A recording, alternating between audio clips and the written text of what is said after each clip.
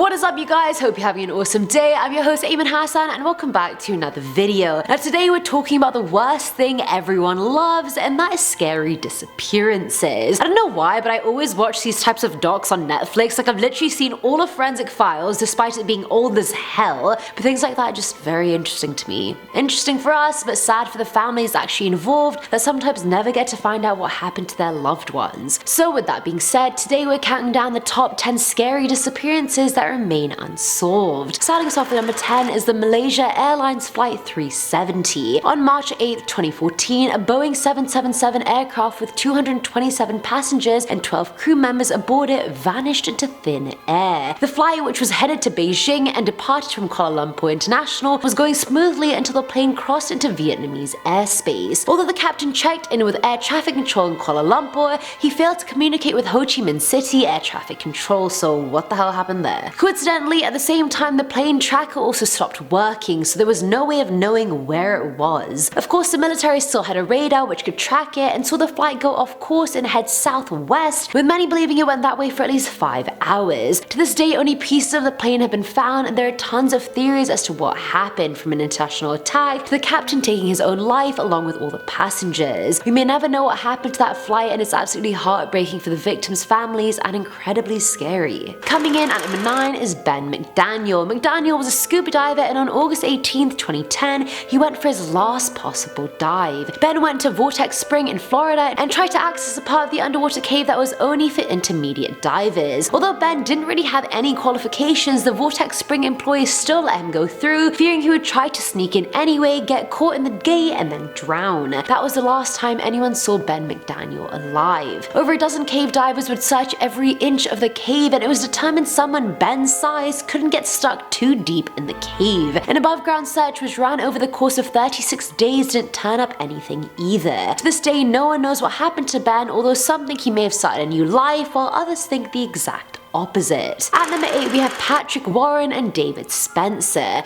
On Boxing Day 1996, these two best friends told their parents they were going to visit one of Patrick's brothers. 11-year-old Patrick left his house riding his brand new bike, while 13-year-old David was on foot. The next day, one of Patrick's other brothers, Derek Warren, went looking for the boys when he found out they never arrived at their destination. Now, at first, police thought the boys had run away, then Patrick's bike was found behind a gas station. It took them weeks to realize it was actually Patrick's, and this led to an investigation which got very little media attention, but included the boys' faces being plastered on many milk cartons. Professor David Wilson, a criminologist, believes the case was mishandled to begin with because of the boys' families' working class backgrounds. The class wars, they just never end, do they? Although a suspect was named, there was never enough conclusive evidence to believe he was actually guilty. A police chief with the homicide unit went on record saying she believes the boys are dead but will not stop investigating until they have the answers they're looking for. Filling our number 7 slot is Ray GRICAR. Ray worked as a district attorney in Center County, Pennsylvania, and on the 15th of April 2005, he randomly just vanished. Ray was skipping work as he usually did on Fridays. However, when GRICAR didn't come home, his girlfriend reported him missing,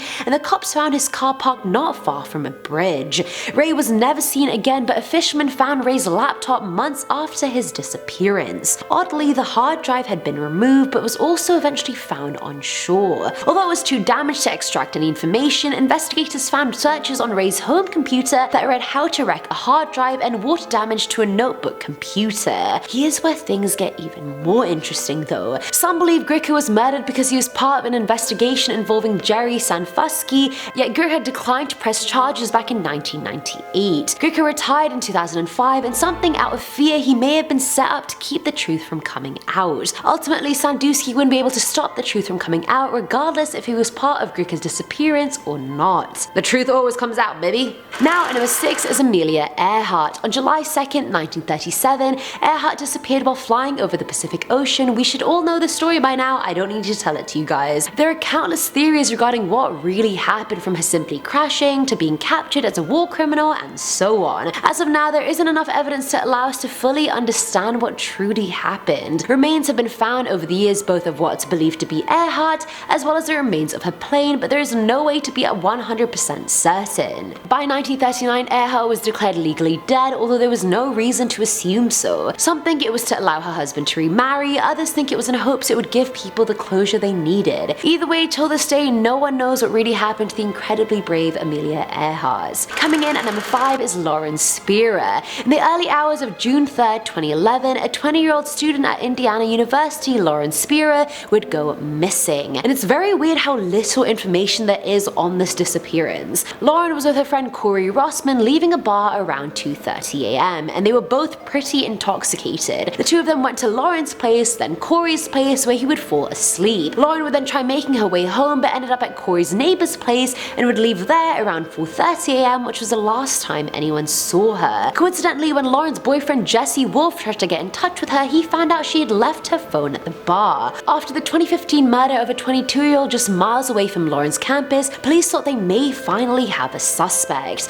After investigation, there was no connection between the two cases, and to this day, no one knows what happened to Lauren. At number 4 is Brian Schaefer. On March 31st, 2006, Brian Schaefer would meet up with his friend William Clint Florence at a bar called the Ugly Tuna Saloona. Very ugly name. The two would go bar hopping all night until returning to the Ugly Tuna just before 2 in the morning. Security footage shows Schaefer going into the bar but never leaving. Although the boys went out on a Friday night, Schaefer wasn't reported missing until Monday when he didn't show up for his flight to Miami, where he was supposed to spend spring break with his girlfriend. The Ohio State medical student was grieving the loss of his mother, and those around him say he took it incredibly hard, leading them to believe Schaefer may have taken his own life. Others think he may have been a victim of foul play, and interestingly enough, his friend who he was with, William, refused to take a lie detector test. But that doesn't account for the security cameras not seeing him or someone carrying his body and leaving. That's the scariest part. Where did he literally go? Filling at number 3 slot is Jimmy Hoffa. You may recognize the name because the Netflix movie The Irishman was all about him. Spoiler alert, he is missing. The mobster, who is most notably known for leading the Teamsters Union and gaining clemency from President Richard Nixon, went missing in 1975 and till this day has the FBI completely stumped. After being released from prison early in 1971, Hoffa would spend the next 4 years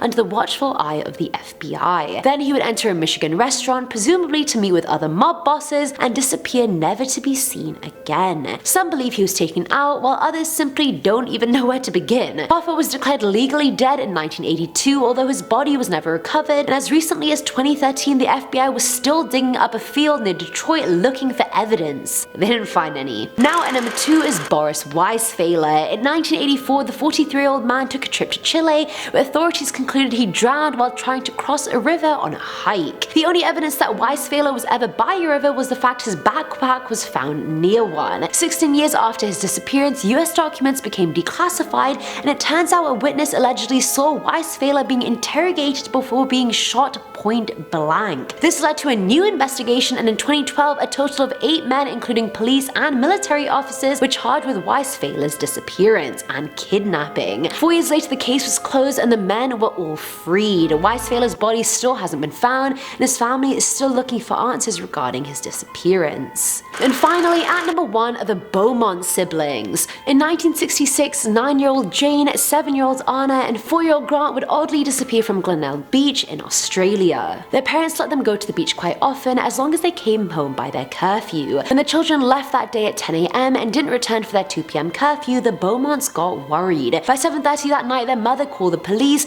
and witnesses at the beach said they saw the kids with a tall blonde guy with a very thin face. A local vendor also told authorities the kids bought a meat pie, which was strange because the kids had never purchased one before and their parents hadn't sent them out with any money. This led to even more unanswered questions. Where did they get the money for the meat pie? Why did they even buy a meat pie? And most importantly, where did the children go? There's still $1 million reward regarding their disappearance. Some think the man abducted them, while others fear they were washed out to sea, or Grant got pulled out and his sisters attempted to save him and failed. Honestly, when I first read this story, it really gave me a series of unfortunate events vibes, like 3 children, Beaumont, Baudelaire, thin blonde man, Count Olaf. Are we seeing the parallels? Because I certainly am making them. And that is it for today's video, guys. I hope you enjoyed this video. I certainly did. I feel like there's still many on this list that I didn't know, and I thought I knew it all by now. Clearly I don't. I have to stop being cocky.